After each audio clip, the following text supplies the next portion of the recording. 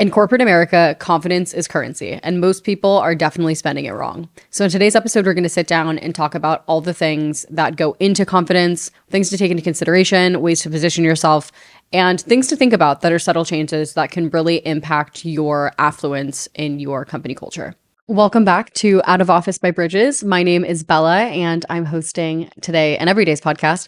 But I'm super excited for today's episode. We're going to talk about the unspoken rule of confidence in corporate America and how that can positively or negatively impact you.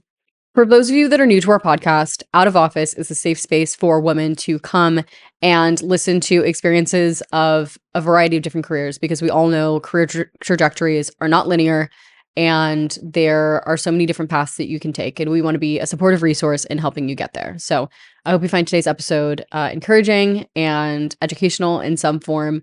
And yeah, let's dive into it. The reason why I wanted to actually talk about this topic today is because I just got back from one of the most intense work trips I've ever had in my life. I was now I'm no longer under NDA, so I can tell you why I've been like crying on TikTok recently. I was working on the relaunch and rebrand of my company. So we recently positioned ourselves from a software company into a autonomous enterprise or an AI company, AR to an extent. And I'm super excited about that. But with that came 15-hour workdays and lots of mental breakdowns. It also came with me being on site for a video production, which was amazing, absolutely career-changing moment. But as somebody that was there and like fully executing on site, kind of, owning a production completely left to right, and being at this conference with, I want to say like 18,000 people. Like it was crazy. It was like so many people, but I was working. I wasn't necessarily participating. But the really cool thing about that was, I think like, as women in our careers, at any stage in our career, like we always want to, like look our best and feel our best when we're going on a work trip, when we're, doing all the things. Like you really care about, how you show up, right? That's something that you like, I feel like a lot of women, especially myself, something I take pride in. And obviously it's something that I had thought about. I like obviously put my outfits together. I got like kind of ready to go on this trip and all this other stuff. But when I got there were quite a few things that I noticed that really stood out to me. I think like this whole conference was amazing. I think I showed up in person. I was able to really showcase my potential and like everything that I'm capable of. And I'm very proud of that. But there were a lot of nuances to the experiences that I had that I thought were really interesting and really stood out to me, specifically as it related to confidence. And maybe a way of positioning it is actually quiet confidence. I obviously was dressed to the nines every day. That's just like a little luxury. It's just a little something that I do for myself. Like I love dressing up. I love being put together, especially in a professional setting. I think, the way that you position yourself shows your value, whether it be like physically, the way that you show up within your work ethic, every single thing that you do, every single way that you present yourself is a form of currency. It shows your value. And I'm somebody that likes to take advantage of that. I think it's a period for you to really showcase who you are, what you're capable of, and what you have to offer. And there were a lot of situations that I was into this weekend where people had made comments about, my age or the way that I had positioned myself in my career to be at the stage of my career at 27 and be managing a production team with like 20 plus people and managing a relationship with an agency and some customers and all this other stuff. But the really cool thing that I noticed is that almost every single person that I worked with over the period of, the week that I was there, they all made a comment, or they all spoke directly to me being at the stage that I was at my age. It was always a very apparent factor. People were like, oh my God, like you're 27, blah, blah, blah. And as I was reflecting on that, people just made comments about whether it be like my appearance, who I was, what I was doing, my work ethic, all these other things. And the thing that stood out to me, I think the underlying quality of all those different comments that were made over the period of time that stood out to me is, I think a lot of people, especially in corporate America, are either intimidated or not used to young women knowing themselves very, very well and having a strong sense of confidence. I think it is not as common. And that was not something that I realized until kind of, I would say, a little bit later in my career. I think I've always known that I'm a very confident person. Like I did a SDI test, which is like a personality test that my company paid for, and it basically gave you a synopsis of like your different personality characteristics. And for myself, the number one characteristic was actually confidence. And when I was like, way to tell everybody that I am a confident asshole. Like we literally like this is funny, but they literally did a like personality analysis of people on the team, like, oh, like let's randomly choose Bella, and it like showed my like my worst qualities and my best qualities, and it was so funny. But yeah, I was basically like, oh, it's like way to tell me that I'm a complete asshole. It was very funny, but I digress. And I've always been a very confident person. And I realized that the way that you show up in corporate America, or at least for myself, has allowed me to, I think, really excel at my career at a very young age because how I learned to present myself and how I learned to act. And so today, because of really understanding the social currency or corporate currency that I gave myself by positioning myself the way that I did in that conference, I wanted to talk about confidence today. I think it's something that not everybody, we're not socialized as young women to like be inherently confident and to have, this sense of self-worth. Unfortunately, we totally should be. But this is where my like gender socialization background comes in. We're not socialized from young ages to have the same confidence and audacity as young men. And that is obviously such a shame for a variety of reasons. But like from a young age, like women are, taught to be quiet. If they're too loud, you're yappy, you're a bitch, you're this, you're that. Like there are so many demeaning, nuanced terms that we use to like belittle women. And, we have the same insults on the flip side for men. They just, are gendered in a different way. But I think we're always taught to be small. And I've mentioned this a few other podcast episodes. I've never walked into a room and felt like I should be small. I've always felt like I deserved to be there. And it wasn't until honestly this conference that I fully recognized the value of that, obviously in like a monetary standpoint in terms of like the benefits that I'm positioning for myself and for, the company and the business, but also for my career. And so yeah, we're going to get into a little bit more of the details on exactly what that looks like, how I think about it, how I don't think about it, but how I think we can leverage that as a community to uplift our currency, I would say. So to kind of set the scene, the first thing that I want to talk about is redefining confidence a little bit, because I think as a society, we have like different interpretations of confidence. I like, as any word or any form of expression, it can be interpreted really differently.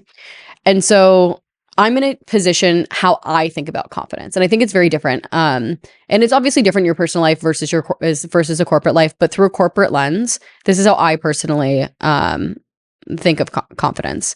I think of confidence as composure, reason, and strategic action. What does that mean? It's knowing when to speak and when to stay quiet, when to add value to the conversation, and when to not create chaos. And I think a lot of people, especially earlier in their career, struggle with knowing what to do and what not to do. And what I really want to encourage you and to challenge you to do is to really internalize that sometimes less is more. The perfect example of this is when you are at some point in your professional career and somebody asks you a question, you don't know the answer to it. Earlier in my career as an intern, I probably would have tried to, seem omniscient and like bullshit my way through and like give like a half-assed answer of like to position it as though like I knew what was happening. In reality, that's like stabbing yourself in the foot, because even though you're coming up with an answer, you're not necessarily coming up with the right answer.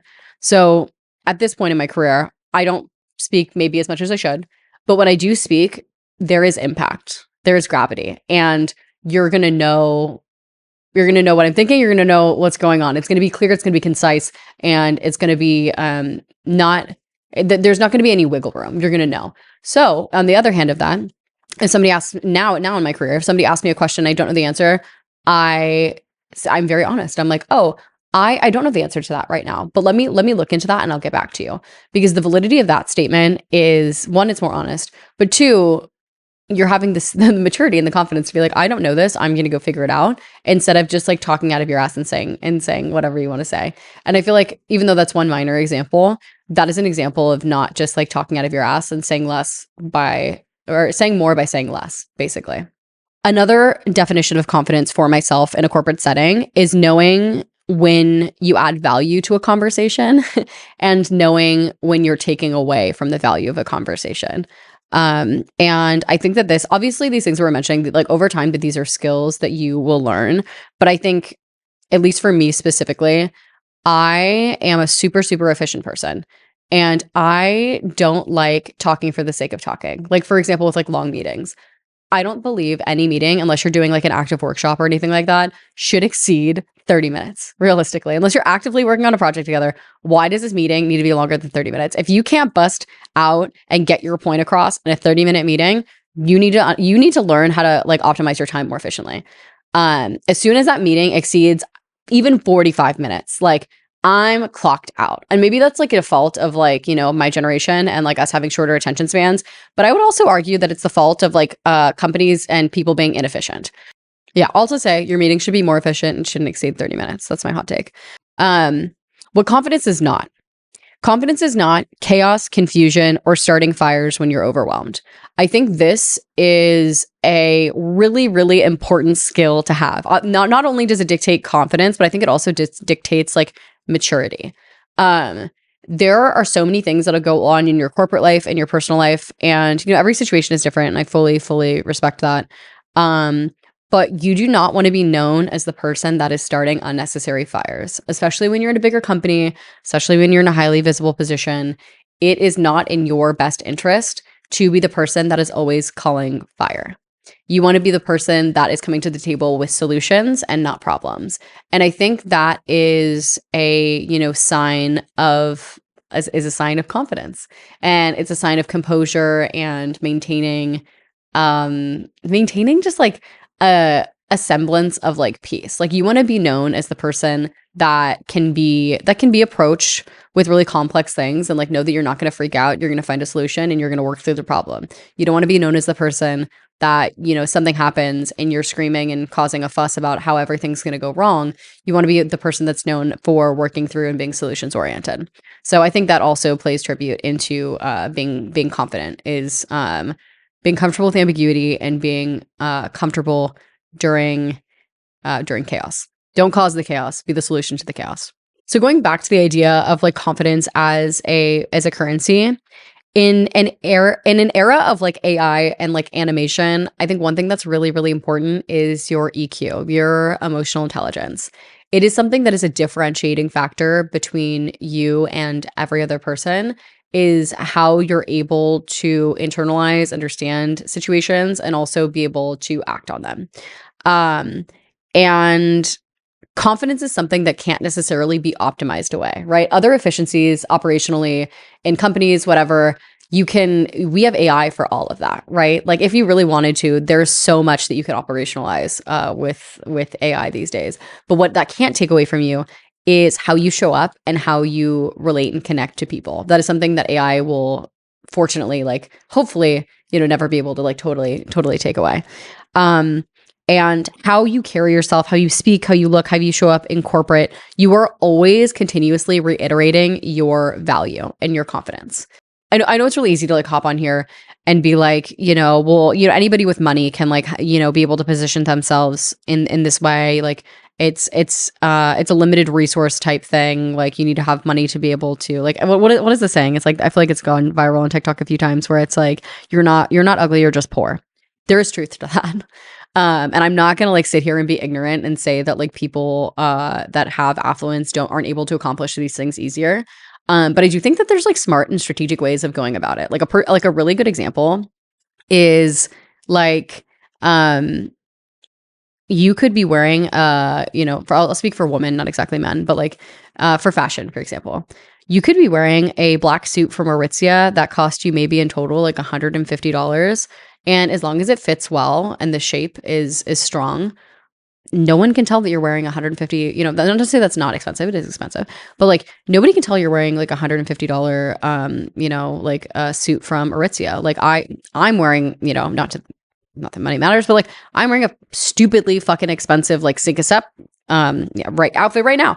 But my suit is from Up, and it's, really, really expensive. And like, yeah, it's great and I love it. And the tailoring's amazing. But like, nobody can fucking tell the difference. If you're wearing a black suit, I'm wearing the black suit. As long as it fits well, nobody's going to be able to tell the difference. And so I think there are like nuances or ways that you can go about being able to position yourself and position your external brand a little bit stronger, so that you can feel more confident in how you present yourself and how you show up on a daily basis.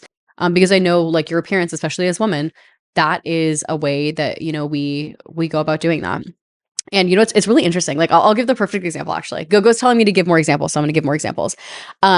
I was at a dinner with my company, my internal team, last week or a week or two ago, for my conference, and everybody's like, "Oh, like we need to go back to the hotel and change." And there's a bunch of these after parties, corporate after parties. We can get into a whole other side episode on corporate after parties at like these fucking conferences. It was a first for me. Anyways, what are we doing here? It's like dad's night out. Dad's gone wild. That's what that experience is. Every tech bro in a sweater vest, sweating his little bald ass off in the middle of Florida, dancing on the dance floor. It is an experience. It's literally dad's gone wild. Anyways, I digress. And like, why am I talking about fashion? Why am I like talking out of my ass about this? Because it actually matters. Like literally, like I know and especially for women, it is so unfortunate that we are subjected to the way that we look and the way that we present ourselves, but it is actually a form of currency. It is what allows you to position yourself ahead of other people. Is that right? Is that wrong? I don't think it's right. If I'm being honest, like it's so superficial, but it actually impacts your career. And I hate to say it, but it's so true. And so anyways, here's the example. I went to this dinner with my team, and I was I literally just brought like one pair of heels. Like they're my go-to classic black heels. I've worn them into the fucking ground. I love them. They're from Stuart Weitzman. I got them on sale for half off at Neiman Marcus. They're great. I wear them all the time, and they're very comfortable. I wore those shoes with a $75 like shitty synthetic dress. Like it was from a brand called Z Supply. They're great. I love them.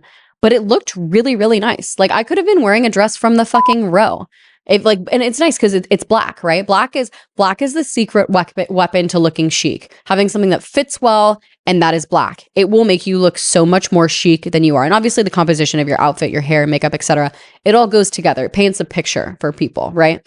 But I was wearing this like $75 cheap ass synthetic fucking dress. Like it was literally like a synthetic bondage. And then it had like a little bit of a kind of like poofier extended cut at the bottom. And it was like a longer-ish midi dress.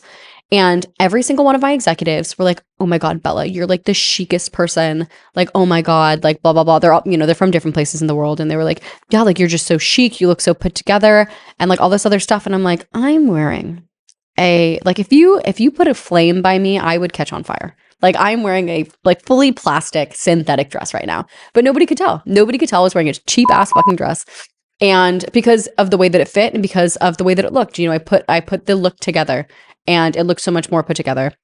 And but it was so interesting because like, and the reason I keep going on these tangents of like how you look and whatever, how you present yourself, but like it really does matter because it is the differentiating factor between you being somebody that is junior versus senior.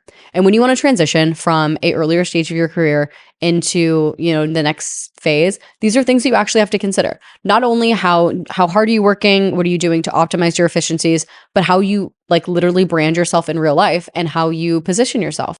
So when I was breaking into corporate America, I actually didn't start in corporate America. I started as in my marketing world. I started more as a freelancer, doing like freelance social media management for a bunch of clients.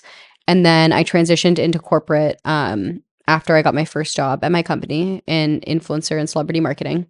And I was technically an intern at that time. But if you know anything about like internships in like the tech space, they are basically like full-time jobs. Like you're a salaried employee, you get benefits. It's like an entry-level job. Anywhere else is like, or like for any other industry is like the full salary of like a, intern at a tech company.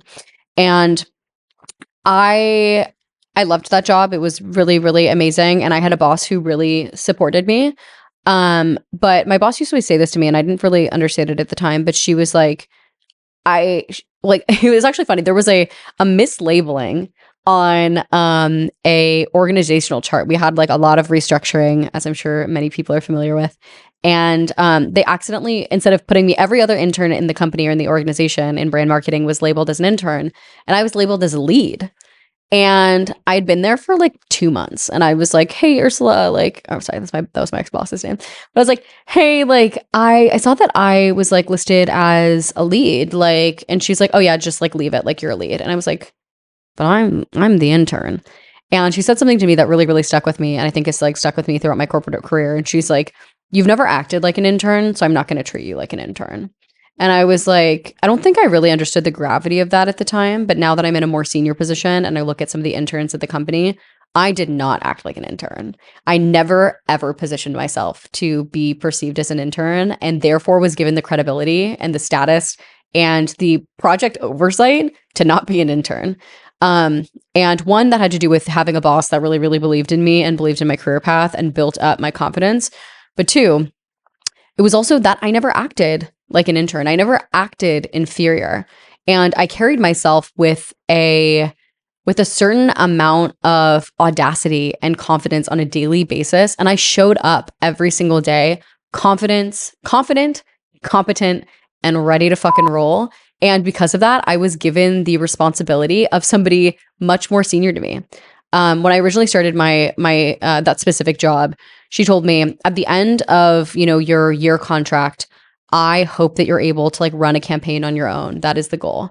I started running my own solo campaigns within the first 3 months of being in that role. And so by the time I ended that role, I think I had maybe 6 or 7 campaigns that I'd completely executed by myself. My last campaign I actually executed with Coldplay, which was super cool. We had like an app that tracked carbon emissions at their concerts through my company, and it was super, super cool. It was a great project. But the reason I bring that up is because I think, again, as women, we're socialized to think that we're less than and come into these positions of in the corporate space and have imposter syndrome. Imposter syndrome, like, to an extent, is inevitable, right? You're going to do things that are going to challenge you, and you're going to do things that are going to push you over the edge. And as women, we are socialized to like be insecure, and it is the most unfortunate fucking thing on the planet. It's so it makes it like, it breaks my heart. My education is literally in gender, like basically gender socialization, specifically of women and gender studies. So like, I'm very educated on this topic. And because of that, we have to like consciously unlearn those subtle practices of, why am I in this room? Like, it's literally changing that mentality of like, why am I in this room, to what value do I know I can add to this room? Or, how it's those subtle differences of repositioning yourself to reposition your own value and knowing what you bring to the table. And I know I say that all the time, but it's really true. It's like having the mentality of knowing that you deserve to take up space. And when I was in this position as an intern, the program that we ran worked with a lot of executives across the company. So we were working with executives from every single branch of the organization, because when you're a big organization like that, you kind of operate under a lot of different positions in the company. You could be, in engineering, you could be in marketing, you could be, there's so many different things that you can kind of tap into within the leadership team. And I worked across all the executive, all the different executive teams, meaning that I had an executive facing role. And it was really funny at the time, like my boss would like kind of let me fly. She'd be like, yeah, do your thing. I knew the routine at that point. I was able to kind of do whatever. And then I'd complete a project. And at the end of the project, she would go to the executive and say, what did you think of Bella? Like, oh, she's amazing, blah, blah, blah. Like, we had such a great experience. This was amazing. And then she'd be like, oh yeah, like, that's my intern. And they'd be like, that's your intern? Like, what? And she's like, yeah, she's been at the company for like 6 months. And nobody knew. Nobody had any idea, because I never acted that way. I never acted like I was in a position of inferiority. I was never acting like I was less than anybody. I knew that I deserved to be there, and I knew that I deserved to take up space. Obviously, we've talked about how confidence is a bit of a brand, right? It's how you show up, how you present yourself physically. But it's also like a strategic decision, because as we've talked about, like, it is to an extent a form of currency, right? If you show up as competent and able to do your job on a daily basis, obviously this can result in longer term you being compensated for that, And ideally, if you're showing competency and confidency a little bit more quickly, hopefully that's going to come at a more rapid rate. But I was talking with Gogo, and I feel like a really interesting perspective is that it really is a strategic decision. And confidence isn't necessarily something that is a one-off occurrence. Confidence is something that really compounds over time through a series of like micro actions and micro expressions. And it could be something as simple as like, not trying to for women, unfortunately for women, but like not trying to apologize in a meeting. Like if somebody misunderstands you, for example, instead of saying I'm sorry, like how about this, or I'm sorry, like let me say that, like that is one example of like reaffirming your like position in that conversation and not undermining yourself. And I think over time, like we need to create those micro actions that reaffirm our confidence in position. And it needs to be something that you think about on a daily basis, because I know, we talk about imposter syndrome. I feel like that's such a prevalent conversation, especially in today's day and age. And imposter syndrome to an extent is obviously inevitable. It's something that we all struggle with from time to time. But I think what really needs to like shine through in those circumstances is like you recognizing your value and being self-aware. And I think self-awareness is a really, really important part of confidence, because when you know the value that you bring, when you know what you have to offer, it makes you feel stronger. It makes you feel more stable. It makes you feel more put. And other circumstances, other people, being mean to you at work or coming in and out of, every single situation that you can think of in a professional setting, like you being solid is one, recognizing your output, knowing that what you're doing, your actions that you're creating, the impacts that you're creating at work, having an awareness of that and being sure that you show up and follow through on that. Confidence is a collection of micro actions and like internally and externally to really validate your position to yourself, and to make sure that you have that internal validation and that can be translated to others, so that you know your value every single time you walk into a situation, and that other people are able to internalize your value as well. Because you could sit here all day and like, the fake it till you make it thing, like obviously to an extent that does work, right? I'm not discrediting that narrative in any way, shape, or form. But what really matters is how you feel about yourself. Making sure that you are true to yourself and that you're living in that, in whatever way that feels right for you, and that you're showing up for yourself. Because corporate is like so much bullshit, and it knocks you down, and it like challenges who you are as a person, and it makes you feel insecure. It makes you feel unappreciated. It makes you feel ungrateful. It makes you feel so many different things. And I'm not saying that corporate America is all like sunshine and rainbows, and like it's not. But I think it's super important that you know who you are, what you bring to the table, and make sure that other people know that as well. And so I think that's like kind of the theme of this conversation is like understanding what confidence could look like, and understanding how to internalize it for yourself, but also to have other people internalize it as well, because it is what is going to position you ahead in your career. Especially as somebody that is junior or mid-management, knowing how you show up, how to show up for others, and how like other people can count on you to show up for them. I think that's like kind of like the pillar of confidence in corporate America. I think also one thing that I want to like really hit home is that confidence doesn't have to be abrasive. And I think there is like a narrative that like a lot of women who are overly confident, they are bitches, they're too direct, they're too this, they're too that. Things that we wouldn't necessarily apply to men. Or like I mentioned before, like if we were to apply that to men, the perception would be different, or the insult would be different, because the insults are gendered, of course. Confidence is being self-aware and being able to act on that self-awareness.